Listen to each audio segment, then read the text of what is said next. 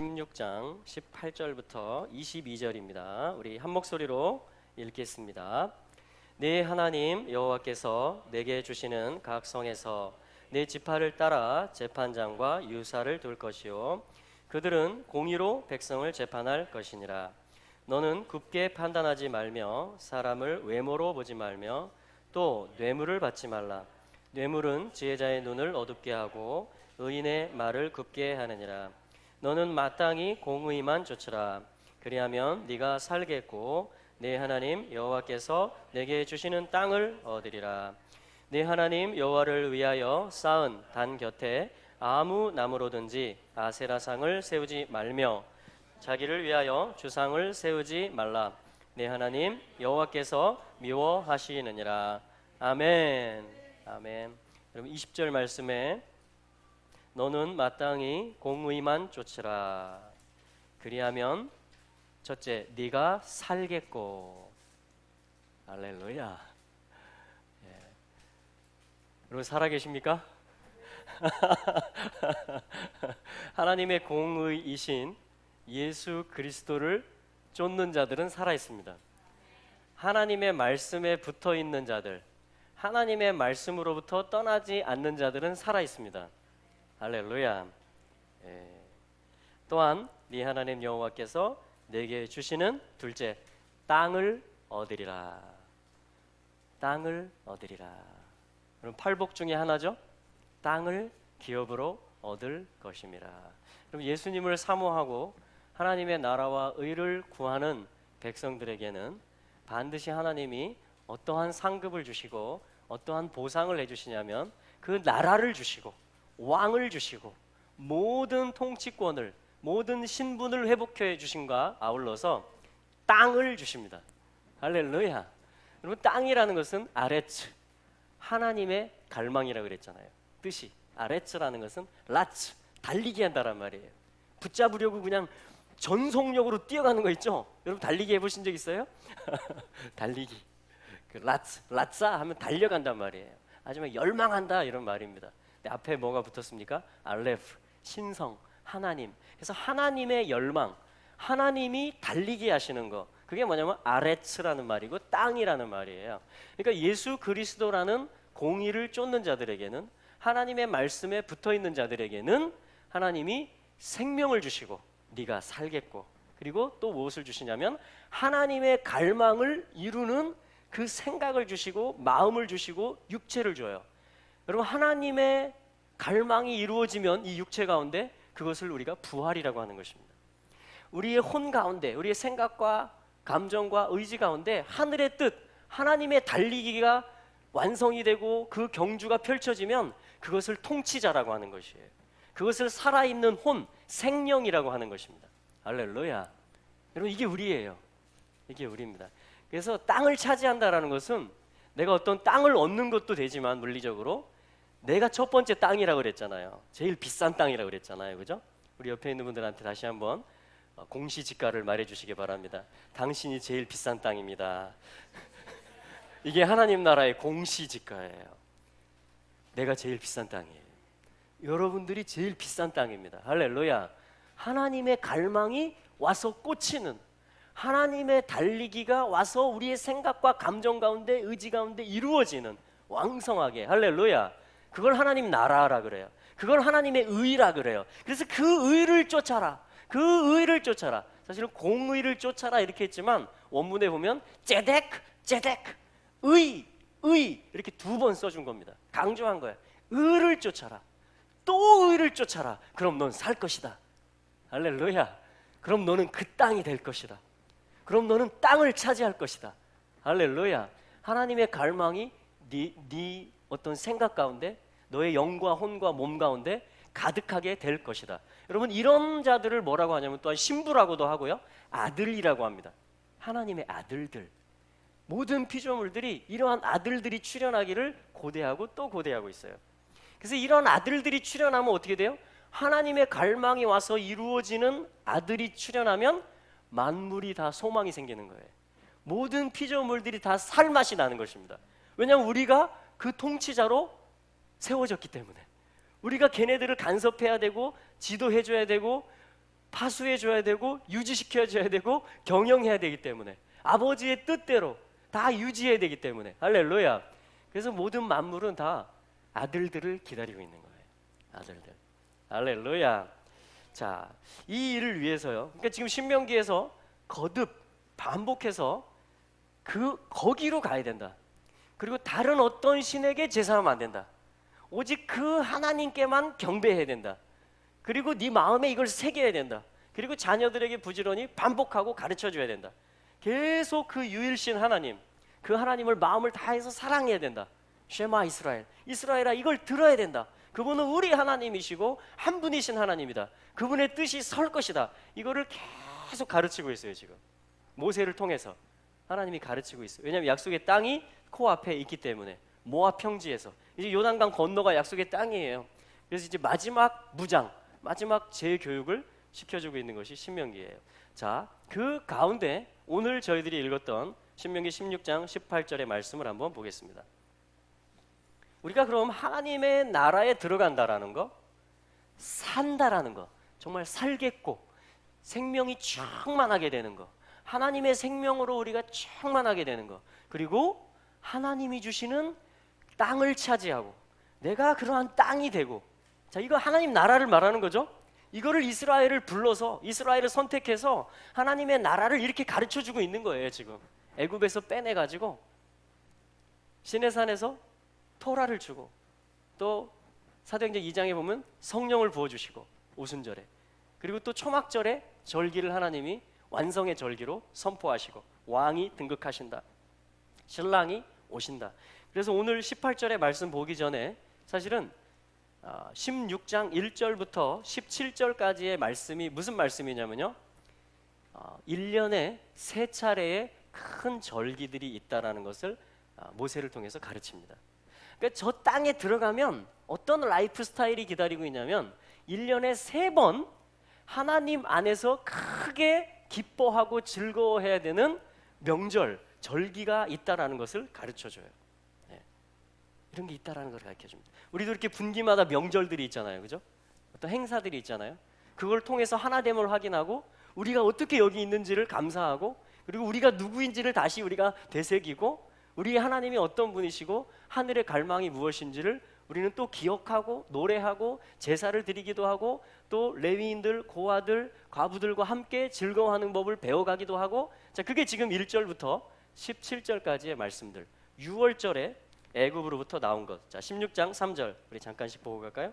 16장 3절 보면 유교병을 그것과 아울러 먹지 말고 7일 동안 무교병 곧 고난의 떡을 그것과 아울러 먹으라. 이는 네가 애굽 땅에서 급속히 나왔음이니 이같이 행하여 너의 평생에 네가 항상 네가 애굽 땅에서 나온 날을 기억할 것이니라. 그리고 6월절이라는 건 뭐예요? 애굽에서 나온 날, 하나님이 급속히 나오게 하신 날, 어떤 종의 삶에서 자유인의 삶으로 급하게 어린 양의 피로, 6월절의 피로 빼내신 그것을 뭐하라고 그래요? 평생에 항상 네가 애굽 땅에서 나온 나를 뭐하라? 기억하라. 기억하라. 여러분, 요것만 기억하면 모든 게 감사로 다시 살아나요. 와, 내가 애굽 백성이었는데, 사단의 종, 죄의 종이었는데 하나님의 전적인 은혜, 어린 양의 보혈로 말미암아 내가 급속히 나온 존재가 되었고 자유인이 되었고 이제 예배할 수 있는 자가 되었고 하나님을 아버지라 부를 수 있는 아들이 되었다. 여러분, 이것만 생각하면요 우리는 충만해집니다. 할렐루야. 이게 뭐냐면 첫 번째 분기예요. 그래서 6월절이라고 할 수도 있고 무교절이라고 할 수도 있어요. 왜냐하면 두 절기가 딱 붙어 있기 때문에. 그래서 무교절을 지키라. 자, 요걸 말해줍니다. 우리 항상 기억할 수 있기를 바랍니다. 내가 누구였다라는 걸 내가 알잖아요, 그죠? 얼마나 죄인이었는지, 하나님을 거부했었는지, 얼마나 무관심했었는지, 영적인 것에 대해서 육적인 것으로 충만했었는지, 세속적인 것을 쫓고자 얼마나 내 그 안의 백성이었는지, 죄가 죄인지도 모르는 그런 백성이었는지. 근데 하나님의 전적인 은혜로 말미암아 내게 새 생명, 새 삶이 시작되었다. 할렐루야. 요거를 기억하라는 거예요. 그게 첫 번째 큰 절기예요. 두 번째는 뭐냐면 16장 10절과 11절 말씀해 보시면 77절 77절이라는 절기가 나옵니다. 네 하나님 여호와 앞에 77절을 지키되 네 하나님 여호와께서 내게 복을 주신 대로 내 힘을 헤아려 자원하는 예물을 드리고. 우리 11절 같이 볼까요? 너와 내 자녀와 노비와 내 성중에 거하는 레위인과 및 너희 중에 있는 객과 고아와 과부가 함께 네 하나님 여호와께서 그 이름을 두시려고 택하신 곳에서 네 하나님 여호와 앞에서 뭐하라? 즐거워할지니라. 그리고 6월절도 얼마나 즐거운 거예요, 그죠? 아멘. 근데 77절은 이게 또 밀추수하는 거거든요. 또 명령이 뭐냐면 함께 즐거워하라. 할렐루야. 그럼 나 혼자만 즐거워하는 걸 하나님 원치 않으시고 이 절기 때는 하나님 앞에 이 하나님 백성들이 나와서 함께 즐거워하라. 이게 뭐냐면 77절을 지키는 방법이에요. 할렐루야. 77절. 왜냐하면 성령을 주신 것에 대해서. 이게 오순절이거든요. 그 다음 날이. 또 토라, 하나님의 말씀을 주신 것에 대해서 즐거워하지 않을 수가 없는 것이죠. 함께 즐거워하는 것입니다. 그리고 세 번째 큰 분기의 절기가 뭐냐? 이제 다음 달이 되겠는데요. 지금 6번째 달인데 이제 7번째 달이 이제 찾아옵니다. 자, 그래서 세 번째 절기는 초막절 혹은 장막절이라고 하는데, 자, 이때에도 어떻게 지내느냐? 우리 15절 말씀만 한번 보시죠, 같이. 16장 15절 같이 읽어볼까요?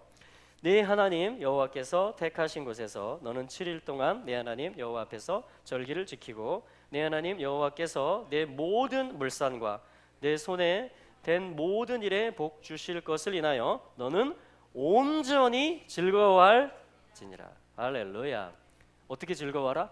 온전히 전심으로 온전한 신뢰 가운데. 와, 하나님의 나라가 임하는구나. 내가 하나님의 디자인한 땅이 되는구나. 온 땅이 하나님의 영광의 땅이 되는구나. 할렐루야. 그분이 왕이 되시는구나. 그분이 우리의 신랑으로 오시는구나. 즐거워합시다. 온 마음으로 전심으로 즐거워하는 거예요. 그 초막 안에서. 그리고 초막 안에 뭐가 있어요? TV 없습니다. 노래방 기계 없습니다. 초막만 있습니다. 아무것도 없습니다. 초막절에 그 초막 안에 뭘 갖다 비치하라는 말은 없어요. 근데 그곳에 신랑이 계시다라는 것이죠. 예수님 한 분만으로 인해서 온전히 즐거워할 수 있는 것을, 그게 우리잖아요. 신부. 아멘. 그걸 연습하는 거예요. 1년에 7일씩.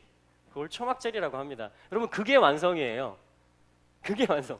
예수님 한 분으로 온전히 즐거워할 수 있는 땅, 그런 마음, 그게 하나님의 갈망이 완성된 상태예요.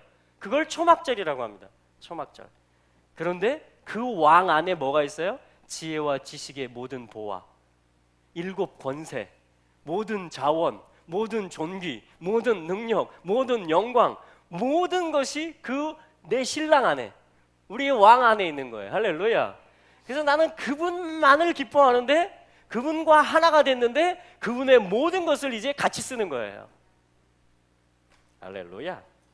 자, 이게 우리를 향한 하나님의 부르심이에요. 6월절, 77절, 또 초막절입니다. 자, 이것이 지금 16장의 전반부에 있는 말씀들입니다. 그러니까 하나님 나라를 상정하는 것입니다. 하나님 나라를. 그런데 자, 18절 말씀 뭐냐면 네 하나님 여호와께서 내게 주시는 각 성에서, 여기 지금 성이라고 했지만 성문입니다. 성문, 게이트, 샤알, 샤림. 그리고 성문이라는 것은 그렇게 단순한 게 아니에요. 그냥 이렇게 성이 이렇게 쌓아놓고 거기에 문짝 하나 달아놓은 게 성이 아니고요. 이스라엘 가보시면 확인할 수가 있는데 방들을 만들어 놓았습니다. 성의 규모에 따라서. 어떤 방들이 있겠어요? 여기 있는 것처럼 재판장들과 유사들. 그리고 재판장은 어떤 재판하는 자들, 통치하는 자들을 얘기하는 것이며, 유사들은 행정하는 관리들을 얘기하는 것입니다. 오피서들, 관직에 있는 사람들을 얘기하는 거예요. 그러니까 오늘날로 치면 어떤 사법, 그리고 또 어떤 행정, 그런 것을 하는, 그것이 어디에서 이루어지냐면 이스라엘의 고대 성들에 가보면, 유적지에 가보면 이 성문에, 이 게이트에 이 두껍게 해놓습니다. 벽을. 그리고 여러 방들을 만들어요. 여기는 재판장이 쓰는 방, 여기는 관리가 쓰는 방, 여기는 또 성이니까 뭐 해야 되겠어요? 방비를 해야 되겠죠. 장교들과 군인들이 쓰는 방. 여기는 또 무기 창고, 여기는 또 식량 창고. 이렇게 그 성의 게이트가 어떤 요새입니다.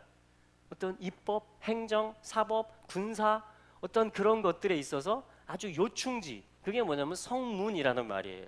그래서 그 성문에 네 하나님 여호와께서 내게 주시는 각 성문에 네 지파를 따라. 그럼 이스라엘에 몇 지파가 있습니까? 12지파가 있습니다. 12지파들이 지금 다 어디가 있어요? 일부는 알리야해서 이스라엘 땅 안에 들어와 있습니다. 제일 많이 돌아온 지파가 유다 지파예요. 왜냐하면 제일 늦게 AD 70년에 흩어졌기 때문에. 그러나 10지파는 아직도 많은 수가, 다수가 열방 가운데 흩어져 있고 하나님이 숨겨 놓으셨어요. 그래서 이 말씀만 봐도요, 각 지파를 따라. 여러분, 이 말씀이 성취되는 말씀으로 보셔야 됩니다. 각 지파, 모든 지파라는 말이에요. 그러니까 모든 지파들이 다 하나님의 약속의 땅으로, 그 12지파에게 분배해 줬죠. 그 땅으로 다시 돌아온다라는 것입니다. 할렐루야. 그리고 다 성들이 지어진다라는 거예요. 성문들이 다시 있다라는 것입니다. 자, 그럴 때에 재판장들과 유사들을 둘 것이요, 그들은 공의로, ጼ데크, 의로, 이 말이에요.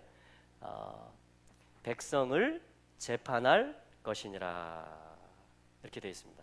자, 여기서 핵심 단어가 되는 것이 뭐냐면 재판장이라는 말과 또 마지막에 백성을 재판할 것이니라, 같은 말이죠. 재판장, 또 재판하다. 그래서 이게 무슨 단어냐면요,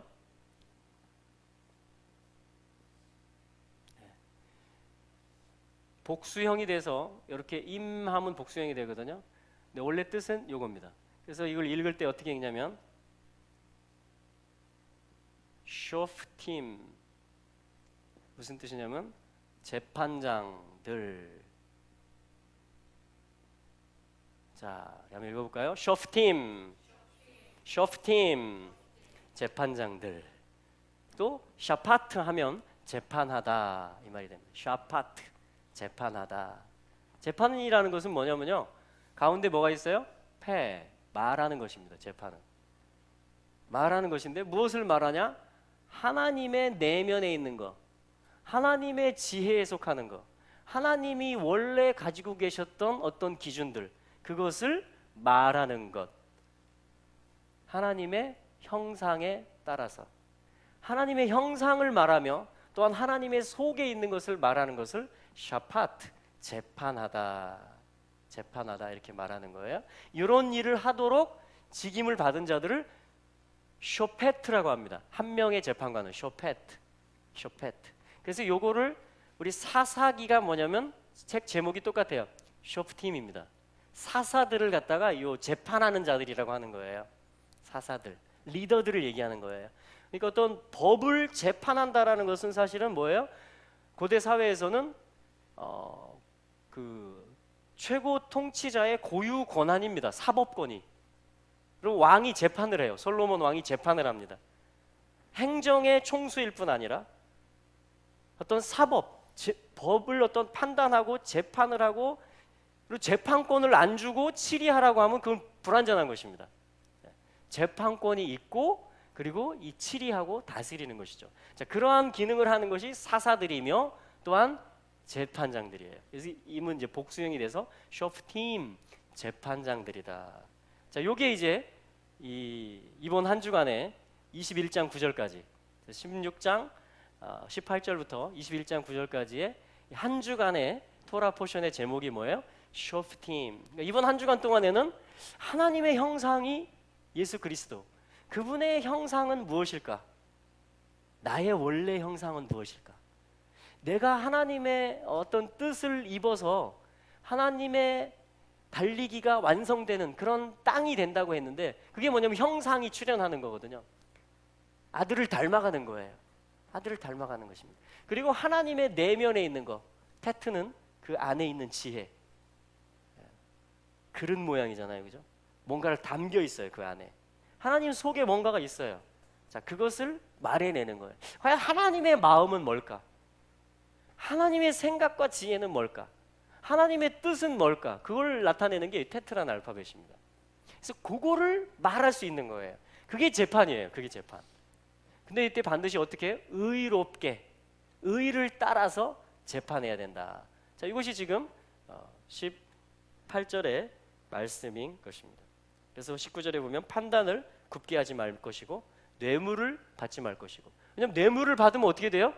하나님의 선을 말하고 하나님의 형상을 말해야 될 이 입이 누군가로부터 뇌물을 받으면 이렇게 하면서 굽어진다라는 거예요.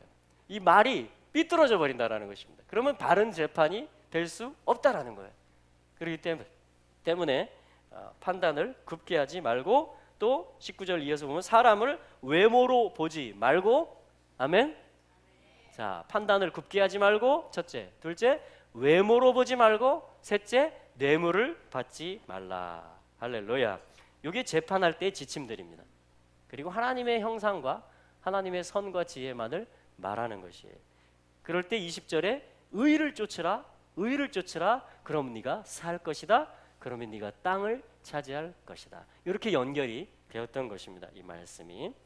자, 21절과 22절에 보면요, 네 하나님 여호와를 위하여 쌓은 단 곁에 아무 나무로든지 아세라상을 세우지 말며 자기를 위하여 주상을 세우지 말라. 네 하나님 여호와께서 미워하시느니라.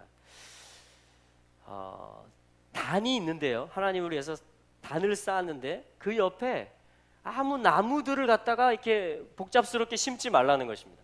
그리고 아세라상도 세우지 말라는 거예요. 그리고 너를 위한 주상도 세우지 말라는 거예요. 왜냐하면 공의를 쫓는다라는 것은 나의 의를 내려놓는다라는 걸 얘기해요. 하나님의 의를 쫓는 것인데, 제단이 뭐냐면 나를 부인하는 어떤 삶을 가리키는 것입니다. 그렇죠? 근데 그 제단 주위에 다른 나무들을 심어놓고 아세라상을 세우고 주상을 세운다라는 것은 뭐냐면, 뭔가 나를 위한, 뭔가 나 중심의, 혹은 나의 선과 지혜가 있는 그리고 나무라는 것은 뜻이 그거예요. 뭐냐면 십자가도 나무죠. 나무에 달린 자마다 저주를 받은 자라는 거잖아요. 그죠? 그게 뭐냐면 나무라는 뜻은 엣즈인데, 이게 엣자 하면 모사가 돼요. 모사. 나무는 하나님의 모사예요. 하나님의 비밀스러운 계획, 하나님의 비밀스러운 작전명이 뭐냐면 나무라는 거예요. 레위기에서, 구약성경에서 나무에 달린 자는 저주를 받은 자니라. 그래서 갈라디아서 3장에서 말하잖아요. 그리스도께서 친히 나무에 달리셔서 저주를 받으신 것은 아브라함의 복이 우리에게 미치게 하고 또 성령의 약속을 받게 하려 함이니라. 그러니까 나무라는 것은 어떤 비밀 코드예요. 성경에서 나무. 여러분, 보좌도 나무입니다. 모든 것이 생명나무에서 출발했어요. 그렇죠? 근데 생명을 잃어버렸는데 생명으로 다시 불러오는 것도 나무예요. 십자가. 그리고 또 어떻게 돼요? 보좌가 돼요. 나무로 보좌를 만들었거든요. 저는 다. 그러니까 나무의 세계가 뭐냐면 하나님의 어떤 모사를 이루는 일을 얘기하는 거예요. 일관되게. 그러니까 내가 제단을 쌓아야 돼. 내가 그리스도를 가지고 하나님 앞에 가야 되고, 그리고 이 재판장의 자리에 앉아서 재판을 해야 돼요. 이게 하나님 나라, 이 세 절기가 이루어지고 있는 하나님 나라를 유지시키는 거거든요. 그분을 나타내는 거거든요. 그런데 내가 통과해야 될 제단 옆에 여러 가지 내가 이뻐 보이는 나무들을 심어 놓는다라는 것은 무슨 뜻이냐면, 이제 심지 말라 그랬죠. 나무들을 심지 말라 그랬죠. 이게 뭐냐면 다른 어떤 너의 모사들을 갖다가 심어 놓지 말라는 거예요. 너의 어떤 기준들을 주변에 장치해 놓지 말라는 거예요. 하나님이 나에게 주신 재판의 보좌 앞에서. 아세라상이라는 것도 마찬가지입니다. 내가 중심이 돼서 통치한다는 뜻이에요. 아쉐라. 또 주상들도 마찬가지입니다. 다 나의 기준들, 내가 익숙한 것들, 나를 위하는 것들, 그것들이 나무들이며 아세라상이며 주상들인 거예요. 그래서 그것들을 일체 하지 말라는 것입니다. 그리고 의만 쫓으라. 그리하면 네가 살 것이다. 그리하면 네 집이 살 것이다. 그리하면 네 성이 안전할 것이다. 그리하면 네 나라와 민족이 복을 누릴 것이다. 할렐루야. 이게 하나님의 나라를 이루어 가시는 방법이에요. 그래서 우리는 다 원하는 게 뭐예요? 갈망이 하나님의 나라를 임하는 거잖아요. 그죠? 주기도문처럼 뜻이 하늘에서처럼 땅에 이루어지기를 원하는 거잖아요. 그랬을 때 하나님이 그걸 어떻게 하시느냐? 물론 하나님의 언약으로 하시고 하나님이 정한 시간 테이블들, 하나님이 정한 그 경륜을 따라서 하시고 예수 그리스도를 통해서 하시지만 예수님이 재판관 중에 재판관이세요. 그래서 그분이 책임이시고 그분이 중심이세요. 그런데 복수형이잖아요. 쇼프팀 이러면 여러분 우리 눈을 크게 뜨고 봐야 돼요. 나도 여기다 포함시켜 주는 거예요, 주님. 나도 여기다 같이 하자 이 말이에요.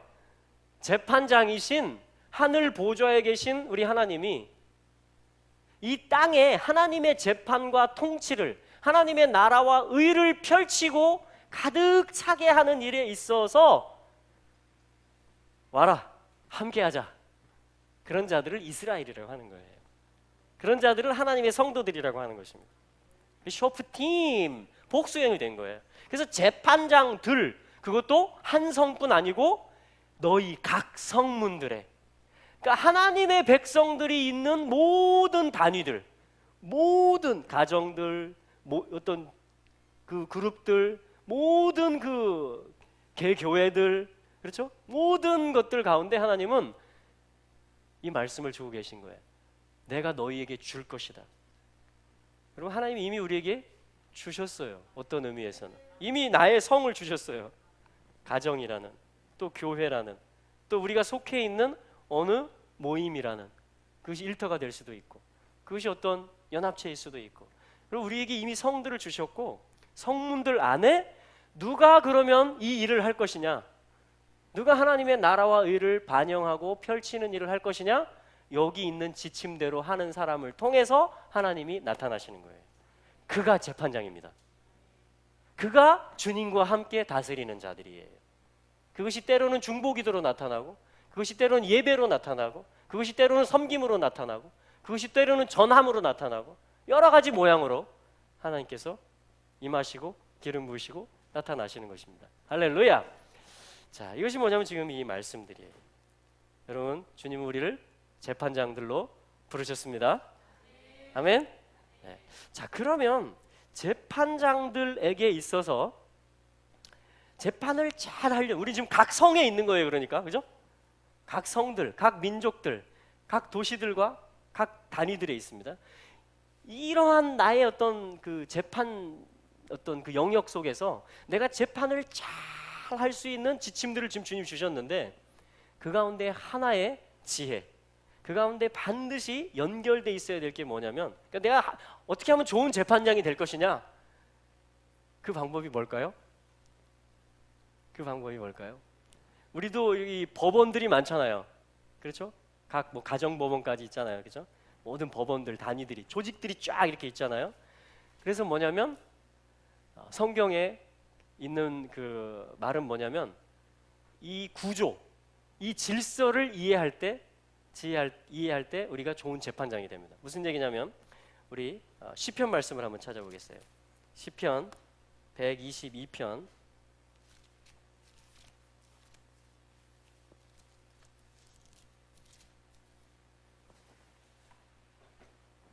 시편 122편입니다. 5절 말씀. 시편 122편 5절 말씀 같이 읽어볼까요? 거기 판단의 보좌를 두셨으니 곧 다윗 집의 보좌로다. 거기에 판단의 보좌를 두셨으니 곧 다윗 집의 보좌로다. 자, 첫 번째, 판단의 보좌인데 다윗 집의 보좌다.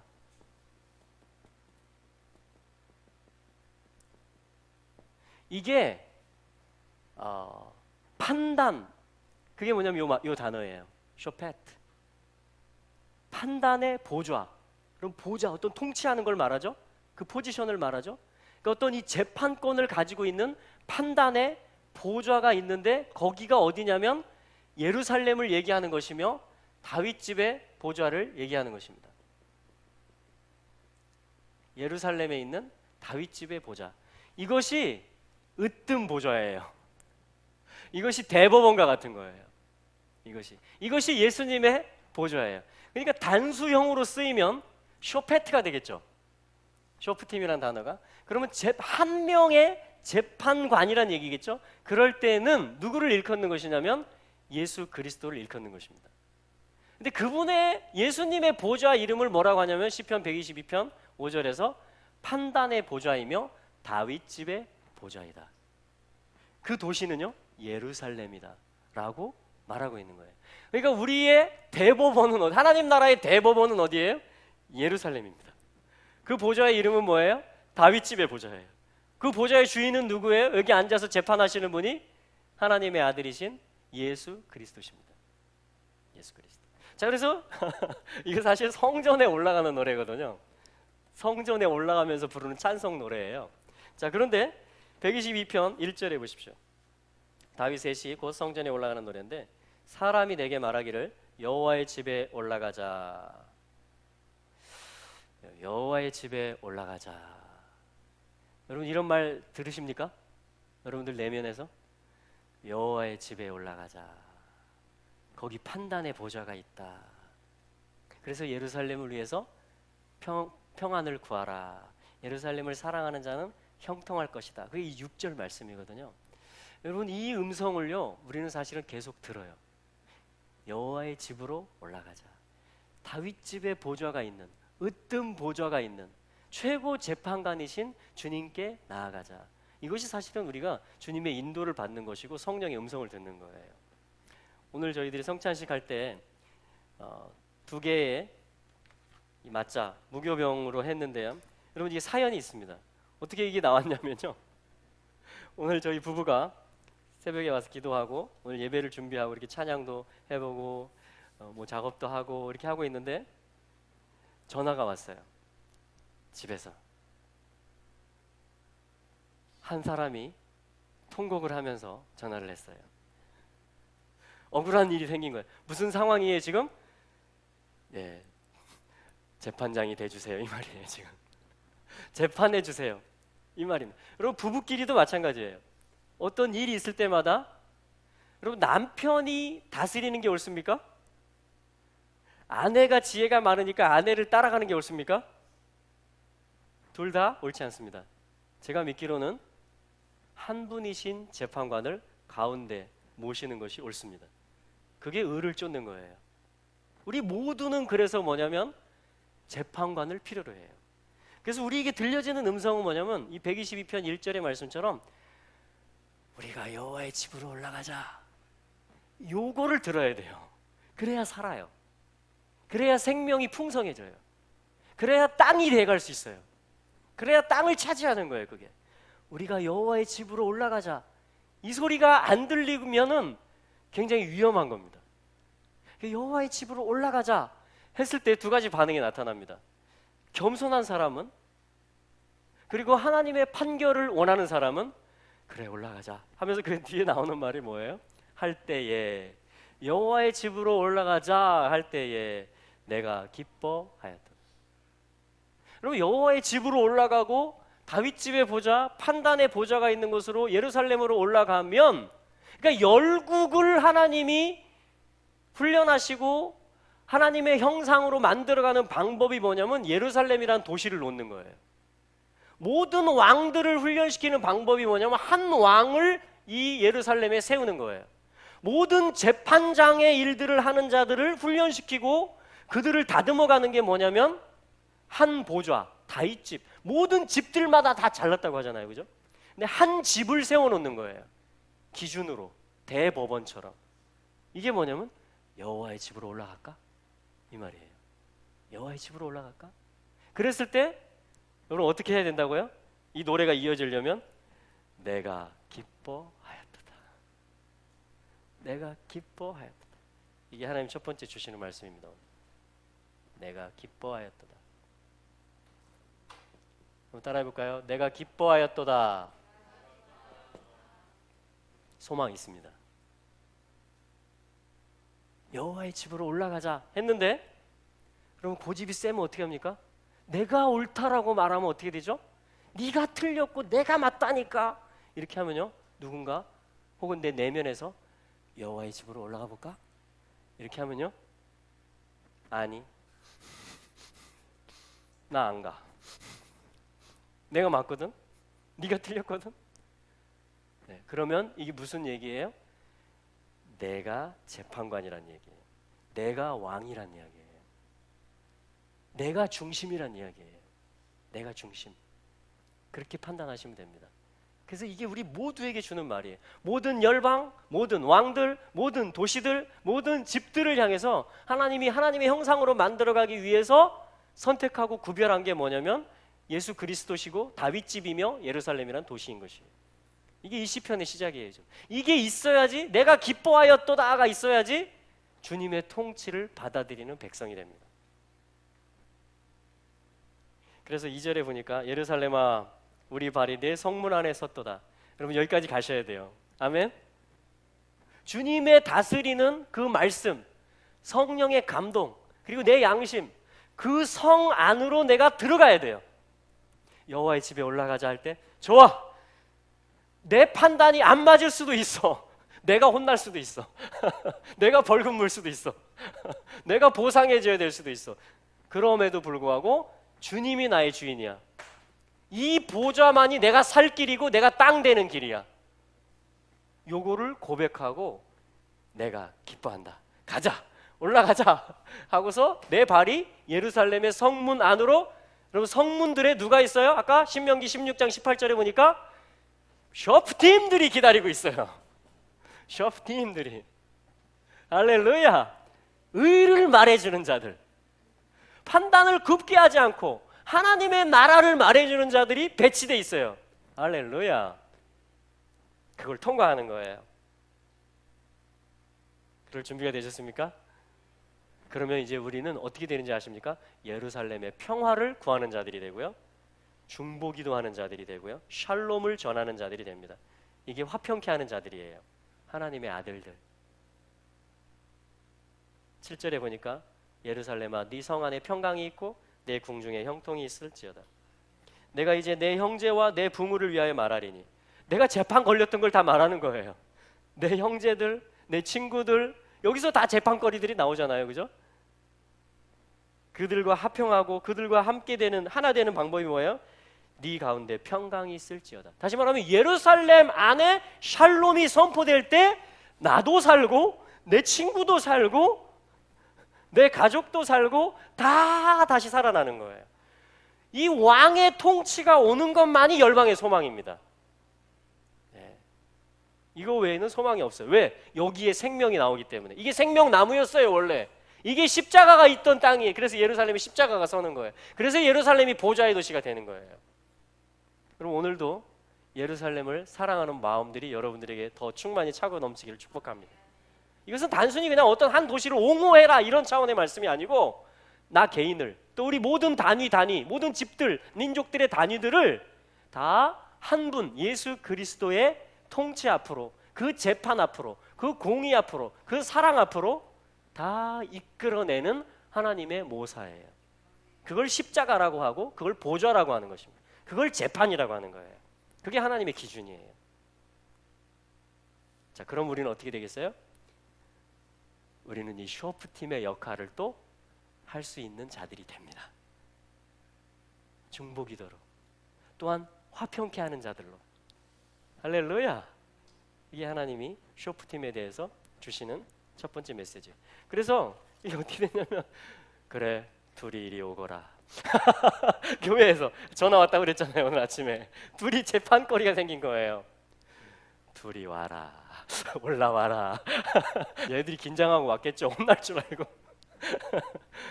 앉아라. 우리 먼저 하나님께 구하자. 그 예배 지금 막 연습하고 있었으니까 우리 찬양하자. 그리고 성령님이 뭐라고 하시는지 각자 들어보자. 그러면 해결될 수 있을 것이다. 이게 뭐냐면, 내가 내 집에 재판관의 일을 맡고 있어서 내가 어떤 때는 분석해서 이걸 처리할 수도 있습니다. 그래서 그 다음에 어떻게 됐어? 그 다음에 누가 어떻게 했어? 누가 먼저 했어? 이렇게 해서 할 수도 있어요. 그런데 그것도 하나의 작은 재판이지만 더 확실한 재판은 욥분한테 그냥 올려드리는 거예요. 욥분한테 상소하는 겁니다. 그래서 욥분께 우리 모두가, 아빠도 엄마도 너도 아들도 딸도 다 이분에게 들어보자. 이분 앞에 한번 서보자 우리. 그리고서 서로 화해의 악수를 나누고, 오늘 성찬식을 해야 되는데 빵을 못 샀다. 네가 만들어 볼래? 네. 또 한 명한테 임무를 줬는데 또 다른 한 명이 나도 만들고 싶어요 해가지고 악수를 하고 밀가루를 가지고 물을 넣어서 만들어낸 작품들입니다. 이걸로 저희들이 오늘 성찬식을 한 거예요. 여기에 여러분 하나됨을 확인하는 거예요. 주님과 우리가 하나이며 또한 우리가 서로 지체인 것입니다. 하나인 것입니다. 여러분 이것이 연회까지 가는 거예요. 그래서 연회를 어디서 베푸세요? 주님이 이 산에서 베푸신다. 우리 이사야서 25장 말씀 봤잖아요. 이 산에서, 그 산이 어디예요? 예루살렘을 얘기하는 겁니다. 그 보좌의 산, 주님이 계신 산을 말하는 거예요. 거기서 오래 저장했던 맑은 포도주와 골수가 가득한 기름진 것으로 모든 열방의 덮개와 그 수치들을 제하시면서 사망을 멸하시면서 주님이 잔을 베풀어 주시는 것이에요. 잔치를 베풀어 주시는, 그게 주님과의 하나됨이에요. 부단히 우리는 이 훈련을 해야 될 줄로 믿습니다. 할렐루야. 네. 자, 두 번째는요, 우리 17장 6절 다시 한번 신명기로 가보겠습니다. 신명기 17장 6절 말씀.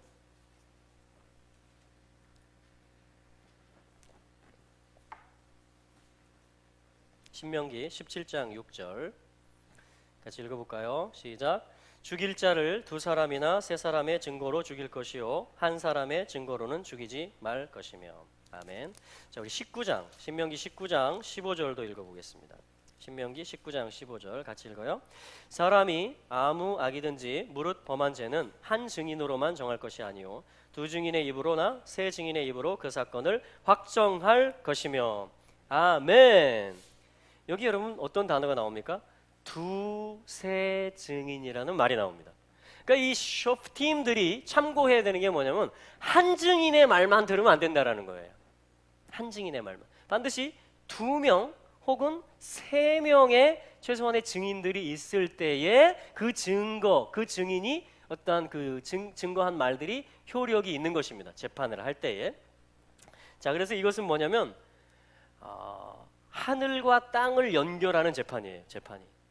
그리고 2-3명은 어떠한 그 기름 부음이 있고 권세가 있냐면 2-3 사람의 말이 같아졌을 때, 2-3 사람의 입이 일치가 됐을 때는 어떤 권세가 있냐면, 우리 신약성경 한번 찾아볼까요? 자, 우리 마태복음 18장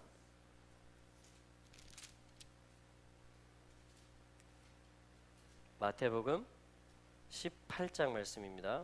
마태복음 18장 18절부터 20절 말씀인데요.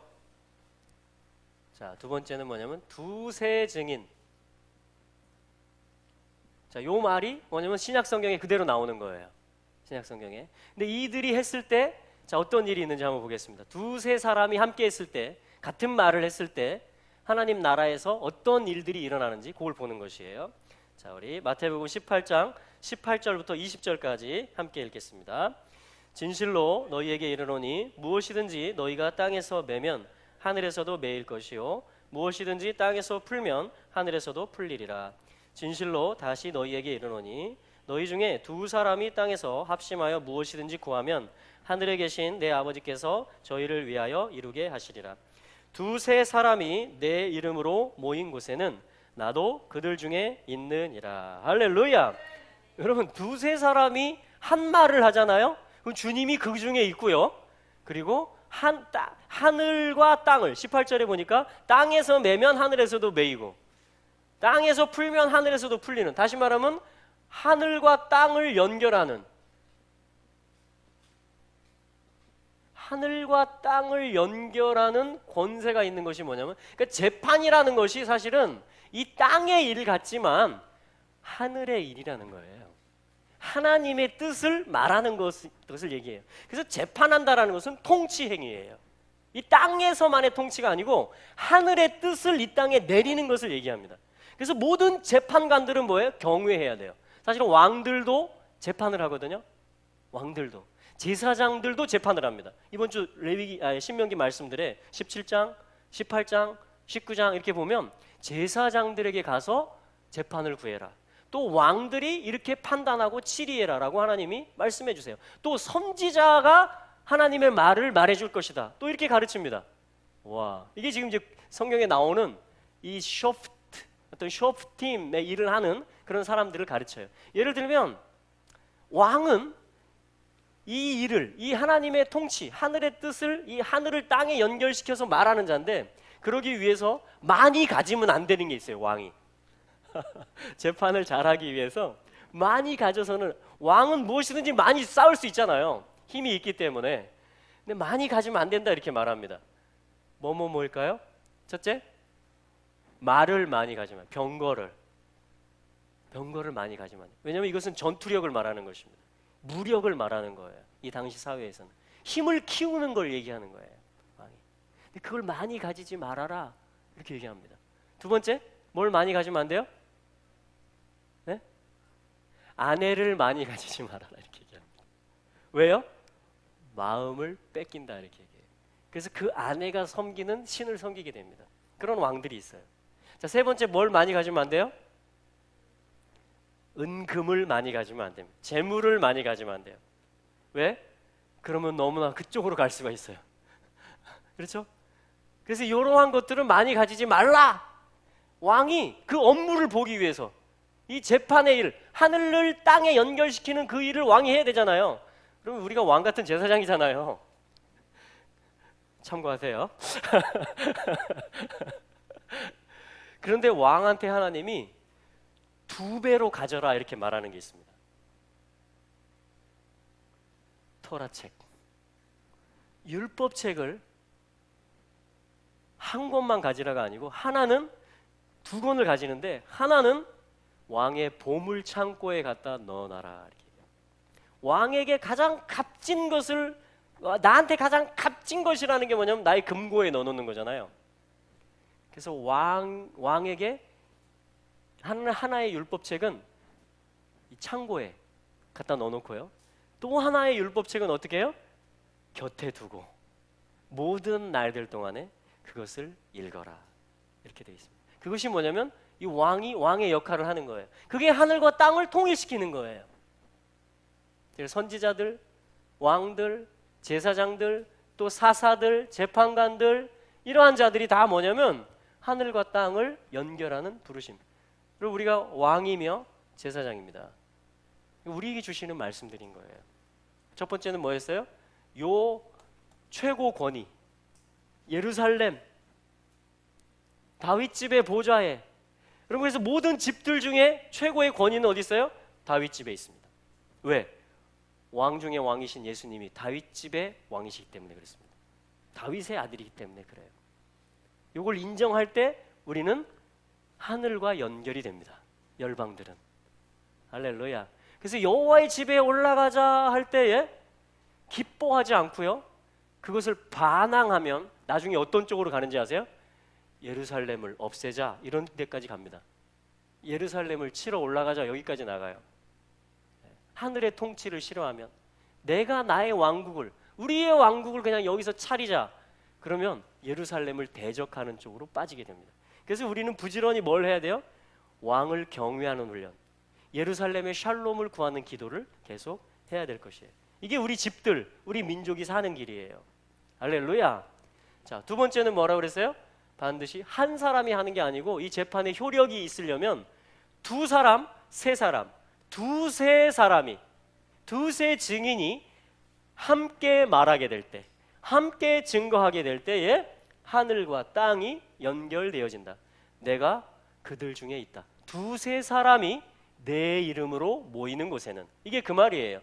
나를 왕으로 인정하는 두세 사람이 있는 곳에는 내가 그들 중에 있느니라.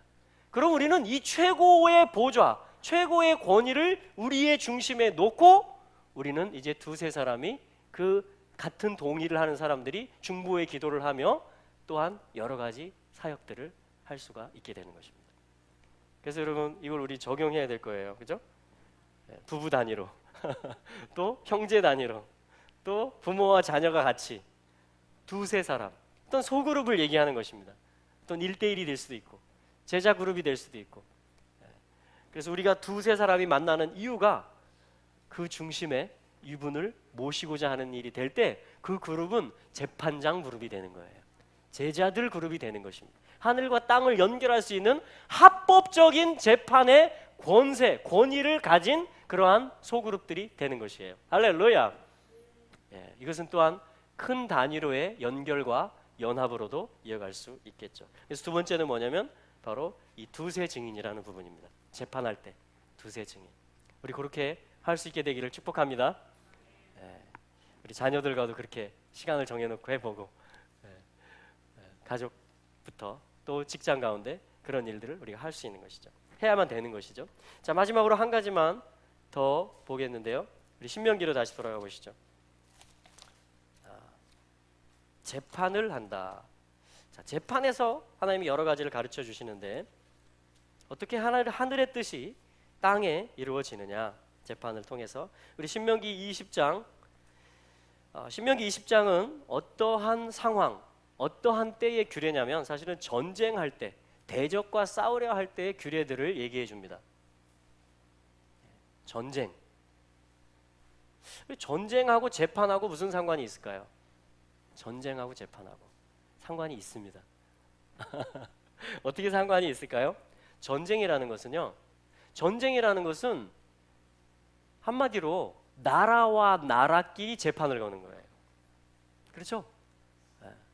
꼭 동생과 형아만 싸우고 재판을 거는 게 아니고 민족과 민족끼리도 재판을 걸어요. 혹은 몇 나라의 동맹체와 또 다른 몇 나라의 동맹체가 전쟁으로 맞붙기도 합니다. 그러한 많은 전쟁들이 있어요. 자, 이럴 때에 어떻게 하늘의 뜻이 땅에 내려질 수 있겠느냐? 특별히 누구를 중심으로 말하냐면 지금 이스라엘을 중심으로 말하는 것입니다. 전쟁을 보는데, 우리가 전쟁의 역사들을 보는데, 또 앞으로 있게 될 전쟁을 보는데 이스라엘을 중심에 놓고 어떤 전쟁이 있을 것에 대해서 우리가 또 염두에 둬야 돼요. 왜냐하면 판단의 보좌가 예루살렘, 이스라엘 가운데 있기 때문에, 하늘의 샬롬이 내려오는 통로로 하나님이 정해놨기 때문에 사단이 하는 건 뭐냐면 모든 전쟁들을 엮어서 결국은 예루살렘, 이스라엘을 치는 쪽으로 가기 때문에 그렇습니다. 사단이 하는 건 그거예요. 사단이 하는 것은 결국은 이스라엘을 치는 것입니다. 그랬을 때 하나님이 이스라엘 백성들에게 지금 신명기 말씀에서 모세를 통해서 너희가 대적과 싸우려 할 때 어떻게 싸워야 되는가에 대해서 말씀해 주고 있는 거예요. 자, 그래서 뭐라고 말씀하냐면 20장 1절에 보니까 네가 나가 대적과 싸우려 할 때 말과 병거와 민중이 너보다 많음을 볼지라도. 그럼 이 부분에서 우리는 이해가 안 갈 수도 있죠. 아까 왕한테 뭘 많이 두지 말라 그랬어요? 말들을 많이 두지 말라 그랬어요. 근데 지금 이런 위기가 온 거예요. 전쟁을 걸어와서 막으러 나갔는데 말과 병거와 민중이 너보다 많음을 볼지라도. 그럼 질문할 수 있잖아요. 하나님, 이런 때는 어떻게 해야 돼요? 하나님의 의를 쫓으라고 해서 또 제대로 재판을 하라고 그래서 이렇게 해왔는데, 아니 지금 더 많은 말들을 이끌고 쳐들어왔어요. 어떻게 해야 돼요? 이런 상황이 생길 수 있겠죠. 자, 그때 가르쳐 주시는 거예요. 하나님, 이렇게 해라 라고 가르쳐 주시는 것입니다. 일단 뭘 가르쳐 주세요? 뭐 하지 말라? 두려워하지 말라. 두려워하지 말라. 하나님 무슨 대책이 있으시다라는 거죠. 하나님도 방법이 없는데 두려워하지 마 이렇게 하는 게 아니고, 지금 하나님은 뭔가 방법이 있으신 거예요. 할렐루야. 그러니까 이스라엘이 어떻게 해야 돼요 하니까 하나님이 두려워하지 마. 이 말 누가 많이 하셨는지 아세요? 예수님이 아주 많이 하신 말씀이에요. 두려워 말라. 그 이유가 뭔지 아세요? 풍당이 치고 있는데 내니 두려워하지 말아라. 나다. 두려워하지 말아라. 이게 예수님이 단골로 하신 말씀입니다. 근심하지 마라. 두려워하지 마라. 그러니까 예수님은 방법이 있으세요. 예수님은 최고의 모사를 가지고 계세요. 여러분, 이 지구상에서 이 우주 만물 가운데 최고의 모사가 뭐라고 그랬어요? 십자가. 하나님에게 최고의 모사가 뭔지 아세요? 생명나무. 이 모든 하늘과 땅을 통일하는 최고의 모사가 뭔지 아세요? 보좌. 이게 다 에츠라 그랬잖아요. 모사란 뜻이에요. 이게 십자가, 생명나무, 보좌 다 에츠입니다. 여러분, 하나님은 방법이 있으세요. 모사가 있으세요. 숨겨놓은 방법들이 있으세요. 그래서 하나님은 이스라엘에게 전쟁의 규례로 첫 번째 주는 게 뭐냐면,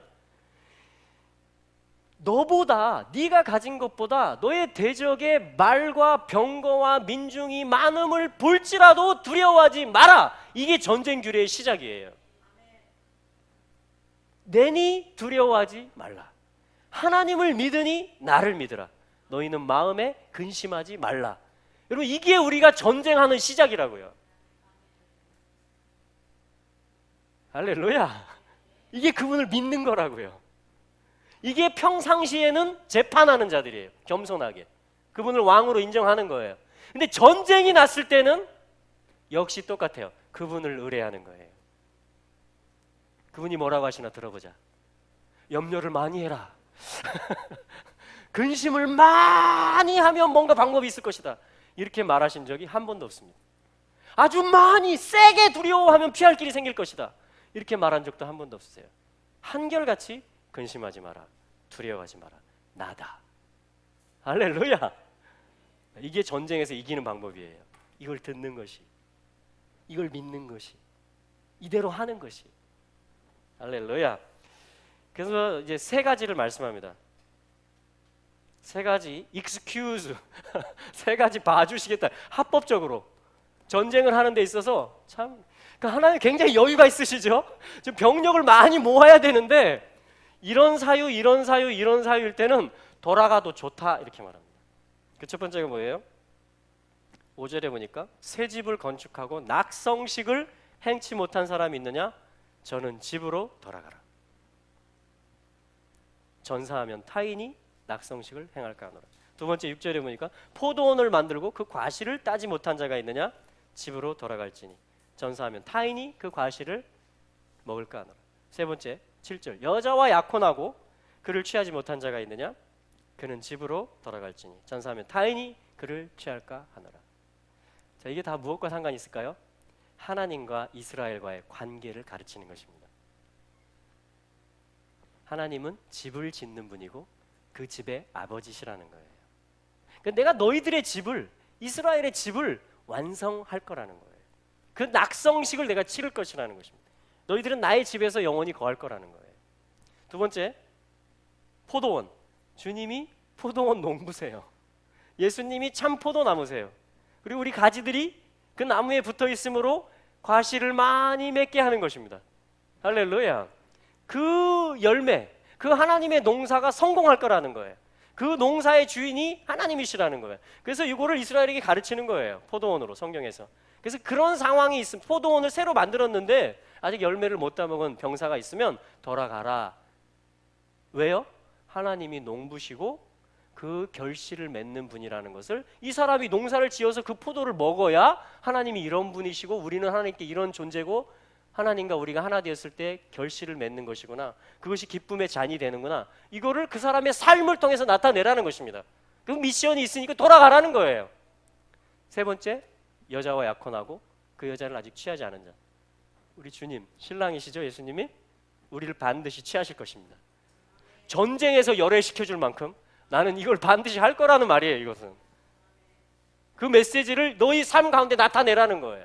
너 전쟁 나갔는데 왜 돌아왔니? 하나님의 전쟁 규례에 이르기를, 내가 싸우려고 나갔는데 유사 장교가 마지막 전선 앞에서 이런 말을 하는 거야. 여자와 약혼했는데 그 여자를 취하지 못한 사람이 있으면 돌아가래. 그게 하나님의 전쟁하는 방법이래. 그래서 나 돌아왔어. 그래서 나 이 여자를 취해서 같이 행복하게 살 거야. 그걸 하래, 하나님이. 어떤 메시지가 되겠어요? 그 마을에? 전쟁도 전쟁이지만, 나라가 위급하지만 네가 한 남자가 한 여자와 결혼해서 기쁘게 사는 것, 이게 하나님이 우리 이스라엘에게 이 결혼을 주님이 계획하셨고 그걸 마침내 이루실, 그게 전쟁의 버금가 번쟁보다도 더 중하다는 거예요. 열애가 될 만큼. 할렐루야.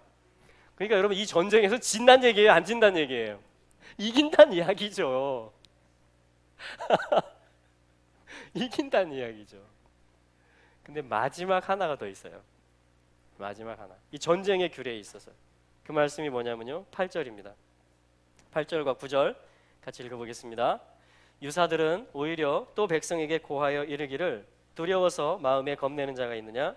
그는 집으로 돌아갈지니 그 형제들의 마음도 그의 마음과 같이 떨어질까 하노라 하여 백성에게 이르기를 필요한 후에 군대의 장관들을 세워 무리를 거느리게 할지니라. 할렐루야. 이 전쟁은요, 열방, 열국을 향해서 열국을 향한 재판입니다. 누가 재판하는 것입니까? 의로우신 재판장이 재판하는 것입니다. 여러분, 모든 전쟁은 그리고 마지막에 이스라엘을 치러 올라가는 전쟁조차도 다 열방을 향한 하나님의 재판이에요. 이것이 전쟁 규례입니다. 근데 마지막 조항이 뭐였어요? 8절에서 마음에 두려워하는 자들이, 마음에 겁내는 자들이 있느냐? 그는 돌아갈지니라.